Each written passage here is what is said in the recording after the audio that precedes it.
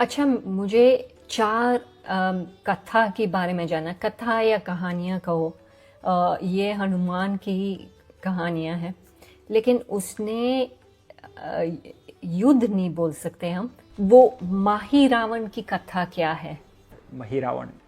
जी जी जी, ये पंचमुख की जो मैंने बताई वो उसके साथ जुड़ी हुई है वैसे।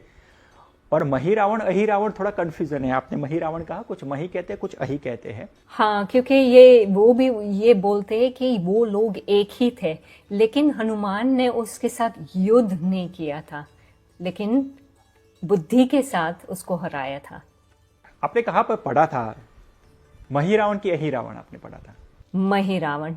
मैंने भी जो कथा पढ़ी है उसके चलते आपको बताऊंगा कि अहिरावण का जो जन्म हुआ, ऐसे तो ये निशाचर है, राक्षस है, राक्षसों की कथा इतनी नहीं पढ़नी चाहिए। वैसे देखा जाए तो भगवान की कथा होनी चाहिए, उनकी पढ़नी चाहिए। लेकिन कभी कभी लोगों की क्यूरियोसिटी इतनी होती है कि भगवान के जन्म का तो ठीक है, राक्षस कैसे थे, रावण कैसा था वो जानने की, उनका बल कैसा था वो जानने की ज़्यादा उनको इच्छा होती है। ये अहिरावण का मैं बताऊं तो मंदोदरी के जो पहले प्रसव में, पहले गर्भ के अंदर एक ऐसा बच्चा पैदा हुआ जो 20 सांपों से घिरा हुआ था। तो ऐसा अशुभ जब प्रसव हुआ तो रावण ने कहा, अब जो मैंने पढ़ा है वो बता रहा हूं क्योंकि इसकी 2-3 कथाएं अलग अलग है। कुछ कहते हैं ये रावण के भाई थे, कुछ कहते हैं उनके पुत्र थे। तो मैं मानता हूं ये उनका पुत्र था, पहला पुत्र था। तो जैसे ही हुआ तो रावण ने कहा ये तो अशुभ है, क्योंकि उसकी खुद की 20 भुजा है और ये तो 20 सर्पों से घिरा हुआ था। तो उसका एक मंत्री था, उनका नाम था श्यानानन, ऐसा कुछ नाम था। तो उसको बुला करके कहा कि इसको जमीन में गाड़ दो, ये सर्प है तो इसको गाड़ दो जमीन में। तो उसने जमीन में गाड़ दिया गड्ढा करके। अब वो सर्प था तो उसने मिट्टी खा खा करके बहुत साल बिताए और ऐसा करके वो समुद्र तक पहुंच गया। वहां पर सिंहिका की नजर, राहु की माता, उसका वध तो हनुमान जी ने किया था, सुंदरकांड के अंदर पता है। सिंहिका की नजर पड़ी इस बालक के ऊपर, तो वो प्रसन्न हो गई और वो तुरंत अपने पास ले आई। अब जो भी बच्चे का पालन पोषण था उसने किया सिंहिका ने। शुक्राचार्य जो दैत्यों के, दानव के गुरु थे, वो वहां पर एक दिन आए और उन्होंने देखा इस बच्चे को। तो सिंहिका को पूछा तो उसने थोड़ा वृत्तांत बता दिया कि ऐसे ऐसे मुझे मिला। अब शुक्राचार्य ने अपने तप से जान लिया कि ये रावण का पुत्र है। तो सिंहिका थोड़ी अचंभे में भी आ गई और वो बच्चा तो बड़ा हो चुका था, तो उसने भी सुना तो अच्छा मेरे पिता रावण है। अब सर्प से जुड़ा हुआ था, इसलिए शुक्राचार्य ने उनका नाम अहि रखा।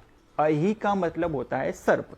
और आपने कहा मही रावण, मही का मतलब होता है पृथ्वी। जैसे निशिचर ही न करो मही, ऐसा राम जी ने कहा था जब वो वनवास के दौरान सुतीक्षण से और ऋषिमुनि के साथ निकल रहे थे और वहां पे उन्होंने बहुत सारे कंकाल देखे तपस्वियों के। तो सबने बताया कि यहाँ पर राक्षसों का इस दंडक वन के अंदर बहुत त्रास है और वो ऋषि मुनि को, तपस्वियों को ऐसे ही मार के खा जाते हैं, ये उनका ही सब कंकाल पड़ा है। तो भगवान राम ने अपनी भुजाओं को उठा करके प्रण लिया था कि निशाचर हीन करो मही, मतलब ये पृथ्वी को मैं निशाचर हीन कर दूंगा। जैसे परशुराम जी ने कहा था कि मैं कोई क्षत्रिय बाकी नहीं रखूंगा, वैसे ही राम जी ने धनुष उठा करके बोल दिया था ऐसा। कोदंड उनका नाम था, धनुष का कोदंड उठा करके निशाचर हीन करो मही। अब मही का मतलब हो गया पृथ्वी, पृथ्वी का रावण। और अहि जो नाम दिया था वो शुक्राचार्य, वो हो गया सर्पों वाला रावण।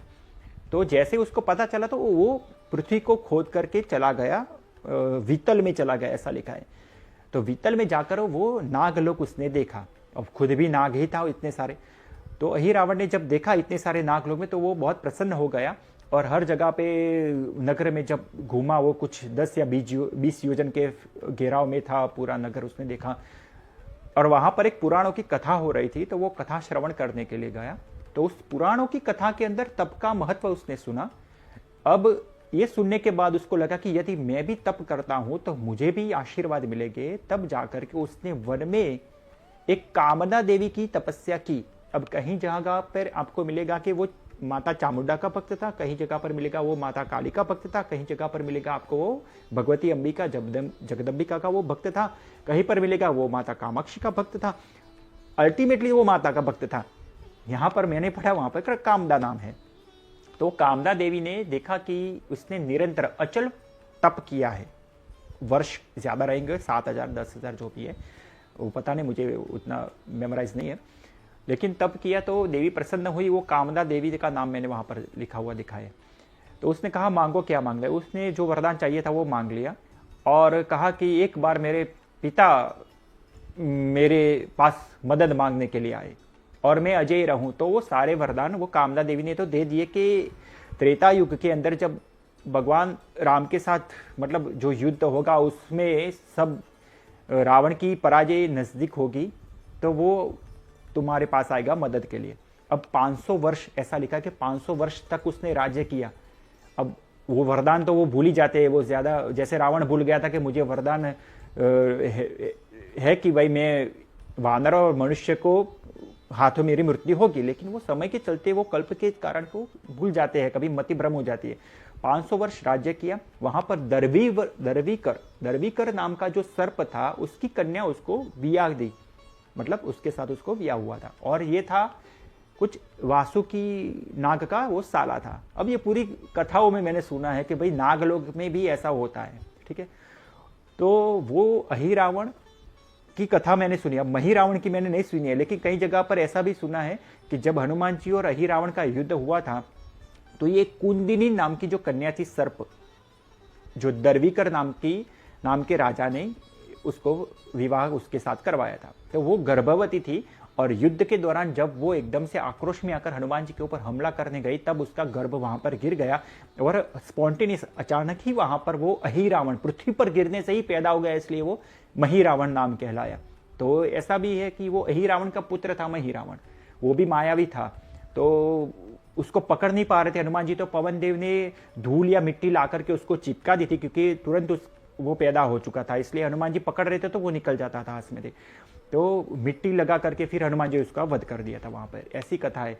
और एक जगह पर ऐसा है कि अहिरावण महिरावण दोनों ही रावण के भाई थे और उसने आवाहन किया और दोनों ही आए, दोनों ने माया फैलाई और चले गए, लेकिन मुझे महिरावण का इतना नहीं पता है। मैं अहिरावण का इसलिए कह सकता हूं क्योंकि हनुमान जी की आरती में भी नाम आता है कि पैठी पाताल तोरी जमकारे अहिरावण की भुजा उखारे, ठीक है। फिर आप हनुमान अष्टक देख लो कि हनुमान अष्टक जो है उसमें भी एक अष्टक आता है जिसमें आप देखो कि हाँ 7वें अष्टक में लिखा है जैसे कि बंधु समेत जबे अहिरावण लय रघुनाथ पाताल सिधारो, देवी ही पूजी भली विधि सो बली, देवी ही पूजी भली विधि सो बली, देऊ सबे मिली मंत्र विचारो।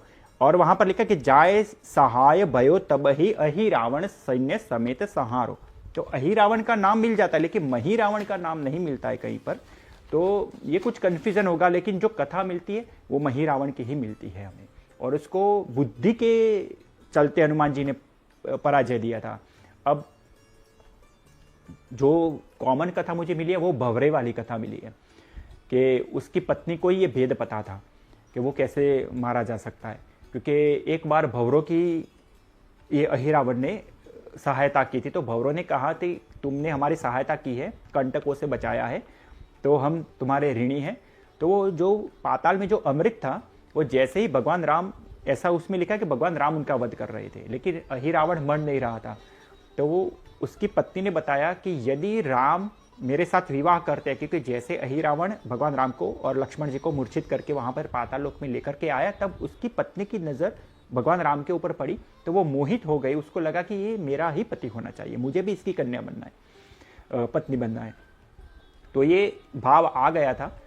तब हनुमान जी ये लक्षण जान गए थे, तो हनुमान जी ने वचन दिया था कि आप मुझे यदि अहिरावण की मृत्यु का कारण बताओगी तो मैं वचन देता हूँ राम जी आपके साथ विवाह करेंगे। और राम जी ने बाद में, मैं शॉर्ट में समझा दूं, तो राम जी ने जब ये बात का पता चला तो हनुमान जी ने कहा कि प्रभु कोई उपाय नहीं था, तो मैंने कह दिया, लेकिन राम जी ने वचन दिया था कि मैं अभी तो एक पत्नी व्रतधारी हूं, मैं कुछ नहीं कर सकता, लेकिन मैं वरदान देता हूं अभी तुम अपने लोक में जाओ, द्वापर के अंदर मैं जब आऊंगा तो मैं अवश्य ही तुमसे शादी करूंगा।